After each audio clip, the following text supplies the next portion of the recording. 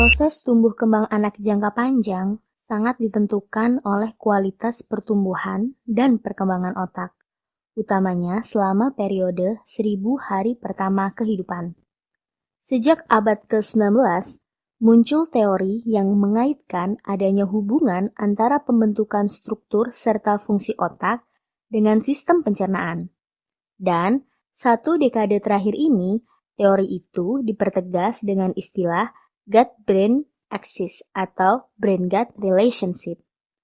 Ilmu pengetahuan modern menunjukkan bahwa usus dan otak terhubung lebih erat daripada yang pernah kita bayangkan. Dan ilmuwan Belgia membuktikan bahwa makhluk kecil di usus kita dapat secara langsung memengaruhi kesehatan mental kita.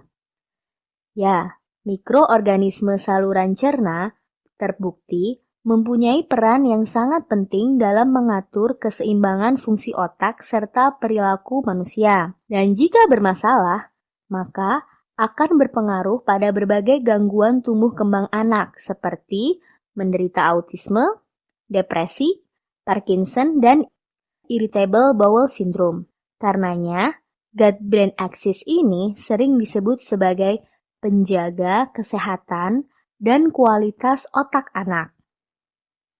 WHO mengatakan 300 juta orang menderita depresi, dan ternyata kesehatan mental mereka sangat dipengaruhi oleh kesehatan fisik mereka. Salah satu mekanisme yang menjelaskan munculnya depresi adalah menurunnya hormon serotonin, norepinefrin, dan dopamin, serta adanya ketidakseimbangan antara mediator peradangan dan anti-peradangan.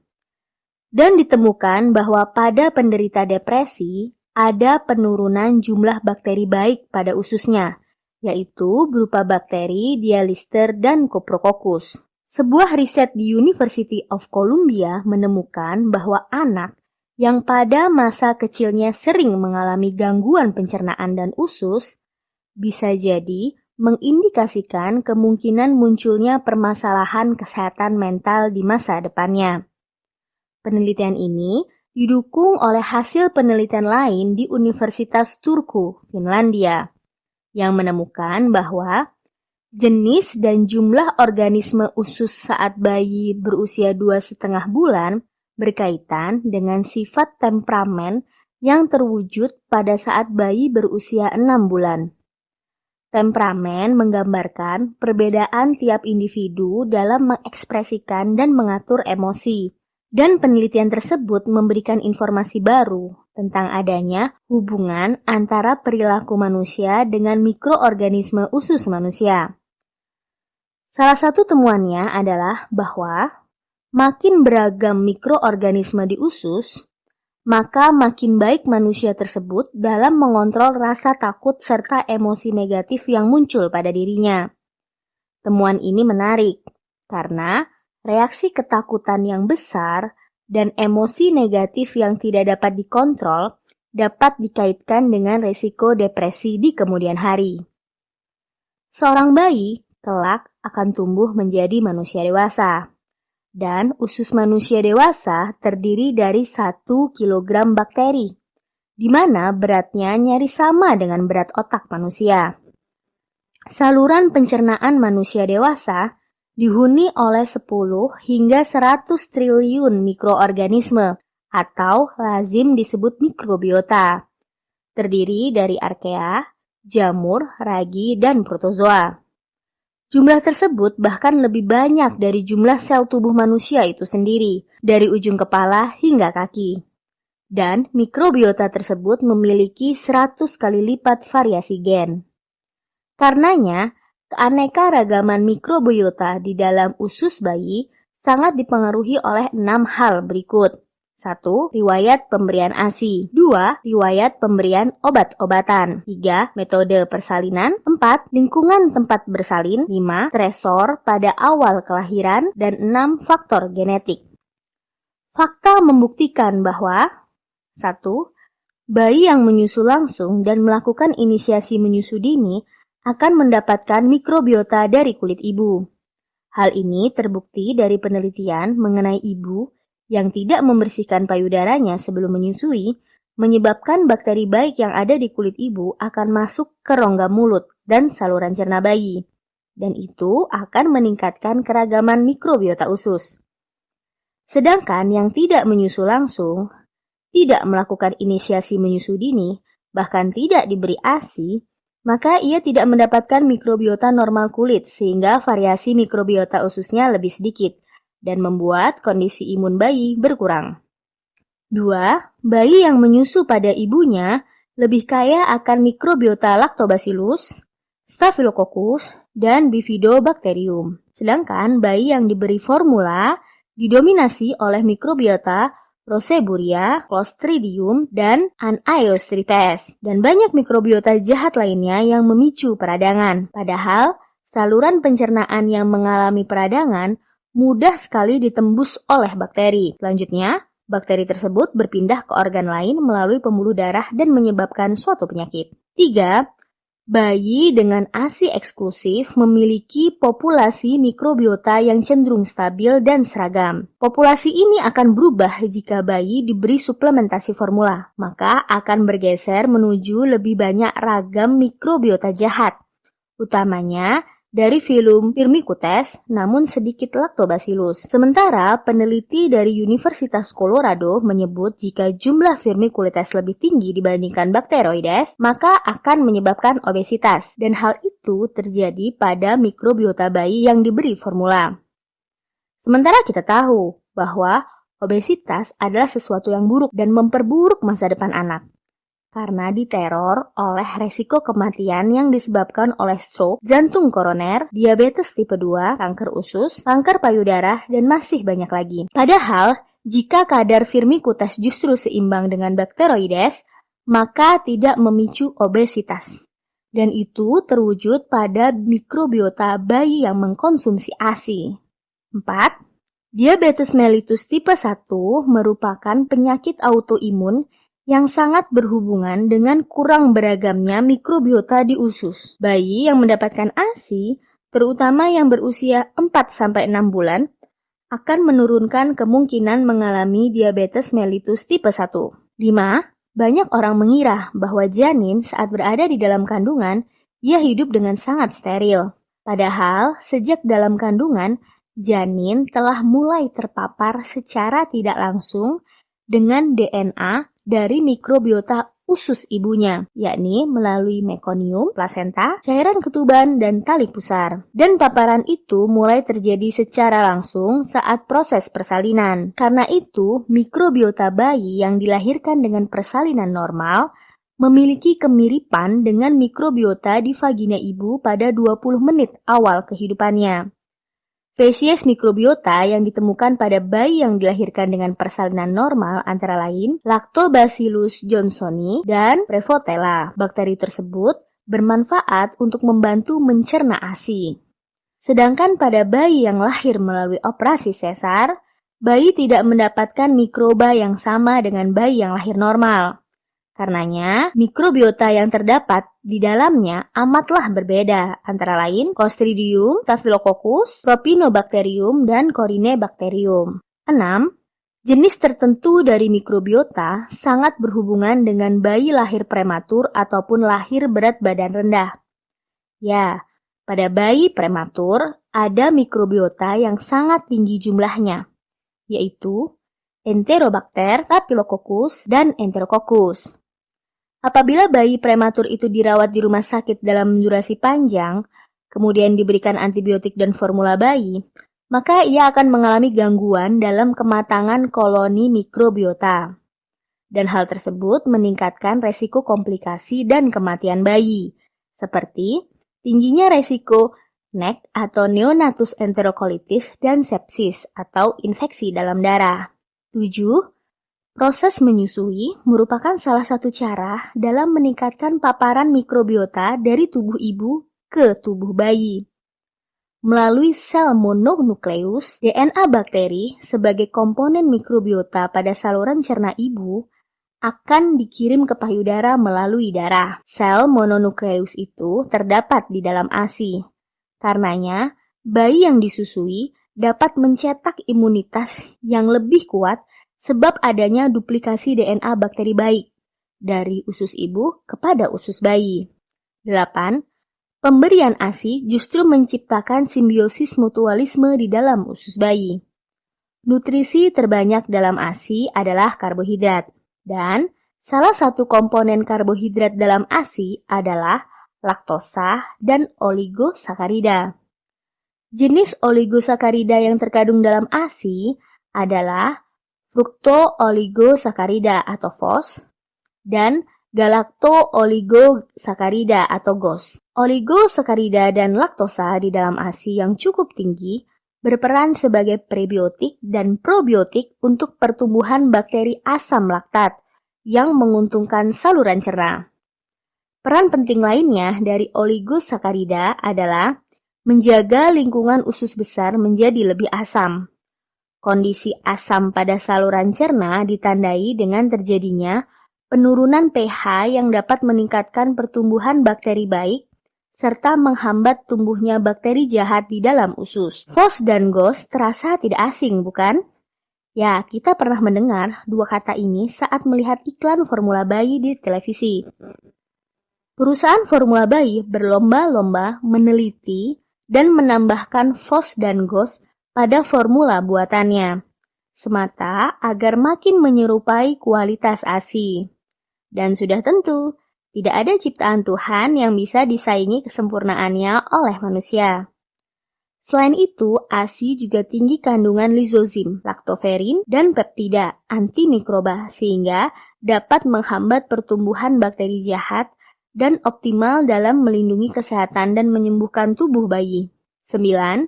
Kandungan bioaktif pada ASI berfungsi sebagai antimikroba.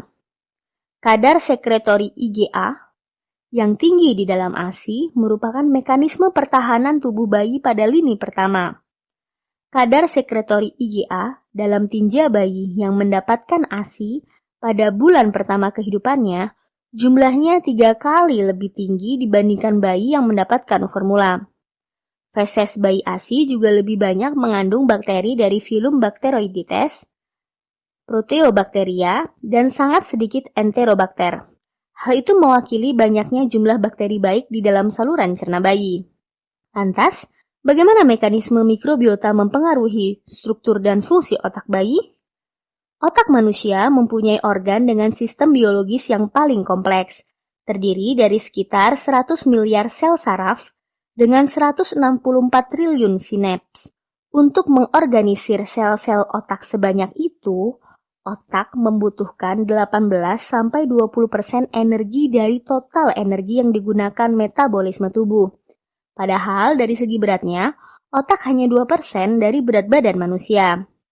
Saraf vagus mengambil peran penting di sini, karena saraf inilah yang menghubungkan otak dengan usus untuk memonitor dan menerima informasi tentang beberapa fungsi tubuh yang berbeda. Dengan demikian dapat dikatakan jika usus menjadi otak kedua manusia, sebab usus adalah organ dengan jumlah sel saraf terbanyak yaitu 500 juta, setelah otak kita yaitu 100 miliar. Selain melalui saraf vagus, otak dan usus terhubung melalui neurotransmitter, yaitu serotonin, gamma aminobutyric acid atau GABA, dan dopamin. Serotonin yang disebut juga sebagai hormon kebahagiaan merupakan zat penting bagi otak yang mengatur suasana hati, membantu mencerna makanan, mengatur sistem peredaran darah, serta meningkatkan penyesuaian jam biologis tubuh. Serotonin berperan sebagai neurotransmitter, yaitu zat kimia tubuh yang menyampaikan sinyal dari satu bagian otak ke bagian lainnya. Mengingat serotonin adalah kunci dalam pengaturan emosi, sehingga jelas terbukti bahwa rasa stres dan mood yang tidak baik disebabkan dari penurunan tingkat serotonin di otak, sehingga peningkatan serotonin dapat meningkatkan mood dan kualitas hidup. Mikrobiota usus melakukan dua hal, yaitu membantu sintesis serotonin di dalam tubuh dan memproduksi sendiri serotonin itu. Dan fakta menyatakan bahwa 90% lebih serotonin itu justru diproduksi di saluran cerna, sedangkan kurang dari 10% sisanya diproduksi di otak. Karena itu, apabila seseorang mengalami gangguan pada sistem pencernaan, maka akan mengganggu sirkulasi serotonin dari pencernaan ke otak. Penelitian menyebutkan bahwa bayi yang menyusu pada ibunya 25 kali lebih jarang menderita gangguan pencernaan berupa diare fatal yang menyebabkan kematian. Sedangkan, ketika jumlah serotonin yang diproduksi sedikit, maka akan makin meningkatkan resiko terkena komplikasi dari penyakit saluran pencernaan. Maka, ibarat lingkaran setan. Gangguan pencernaan terjadi karena pemberian nutrisi yang tidak tepat, menyebabkan serotonin menurun. Menurunnya serotonin makin meningkatkan gangguan pencernaan hingga berakibat komplikasi penyakit saluran cerna yang lebih fatal dan berujung kematian. Penelitian juga menunjukkan serotonin memainkan peran dalam mengatur hubungan pencernaan dan otak. Misalnya, ketika kita merasa tertekan atau stres, timbul reaksi tidak nyaman pada perut sehingga menurunnya selera makan. Serotonin juga dapat mengaktifasi sel T untuk dapat menjalankan fungsinya. Sel T adalah salah satu tipe dari sel darah putih yang berperan sebagai sel kekebalan pada tubuh. Karena sel T berperan sebagai sel imun, maka sel T berperan untuk membunuh virus, bakteri, dan organisme penyebab penyakit, serta mencegah masuknya kuman ke dalam sel tubuh yang lain. Sebuah penelitian di Swedia terhadap 200 orang menemukan bahwa mereka yang terinfeksi coronavirus, baik tanpa gejala ataupun gejala ringan, menunjukkan adanya respon sel T yang kuat. Di sisi lain, kita ketahui bahwa pemberian ASI akan meningkatkan keragaman mikrobiota, sehingga memicu timbulnya kadar serotonin di tubuh bayi. Tak pelak, bayi ASI memiliki sistem imunitas yang jauh lebih tinggi daripada bayi formula. Serotonin serta neurotransmitter lainnya yang menunjang pembentukan fungsi otak dapat ditingkatkan jumlahnya dengan dua hal, yaitu 1. Memilih asupan makanan terbaik agar mendukung sistem pencernaan yang baik. 1400 tahun yang lalu, Allah telah memberi perintah pada hambanya melalui Al-Quran sebagai petunjuk bagi umat manusia. Hai sekalian manusia, makanlah yang halal lagi baik dari apa yang terdapat di bumi, dan janganlah kamu mengikuti langkah-langkah syaitan, karena sesungguhnya syaitan itu adalah musuh yang nyata bagimu. Quran Surat Al-Baqarah ayat 168. Para ibu hendaklah menyusukan anak-anaknya selama 2 tahun penuh, yaitu bagi yang ingin menyempurnakan penyusuan. Quran Surat Al-Baqarah ayat 233. Kami perintahkan kepada manusia supaya berbuat baik kepada ibu bapaknya. Ibunya mengandungnya dengan susah payah, dan melahirkan dengan susah payah pula. Mengandungnya sampai menyapihnya adalah 30 bulan. Quran Surat Al-Ahqaf ayat 15. Dan jika kamu ingin menyusukan anakmu kepada orang lain, maka tidak ada dosa bagimu jika kamu memberikan pembayaran dengan cara yang patut. Bertakwalah kepada Allah, dan ketahuilah bahwa Allah Maha melihat apa yang kamu kerjakan. Quran Surat Al-Baqarah ayat 233. Dan jika menemukan kesulitan, maka perempuan lain boleh menyusukan anak itu untuknya. Quran Surat At-Tolak ayat 6. ASI dan menyusui adalah jawaban dari asupan makanan yang halal lagi baik untuk bayi. 2. Memelihara nikmat sehat dengan rajin melakukan aktivitas, kegiatan, olahraga yang memicu tingginya serotonin seperti berenang, bersepeda, berkuda, jogging, dan memanah. Hal ini ditunjang oleh keteladanan sejak ribuan tahun lalu. Abu Hurairah radhiyallahu anhu berkata, aku belum pernah melihat orang yang lebih baik dan lebih tampan daripada Rasulullah SAW. Roman mukanya cemerlang seperti matahari. Juga tidak pernah melihat orang yang secepat beliau. Seolah-olah bumi ini digulung oleh langkah-langkah beliau ketika sedang berjalan, walaupun kami berusaha mengimbangi jalan beliau. Padahal beliau tampaknya seperti berjalan santai saja. Hadis riwayat Muslim. Rasulullah bersabda, sebaik-baik aktivitas untuk mengobati diri adalah mengobati diri melalui hidung, melalui mulut, bekam, dan jalan kaki. Hadis riwayat Ibnu Abbas. Rasulullah SAW bersabda, segala sesuatu yang di dalamnya tidak mengandung zikrullah merupakan perbuatan senda gurau dan permainan yang sia-sia, kecuali 4 perkara, yaitu senda gurau suami dengan istrinya, melatih kuda, berlatih memanah, dan mengajarkan renang. Hadis riwayat An-Nasai. Makin mempelajari tubuh manusia, makin kita takjub akan kemahabesarannya. Menyusui adalah perintahnya. Masihkah ada tapi dan nanti dalam memperjuangkannya? Bersama Laktasher, mari tegakkan perintah menyusui di bumi pertiwi.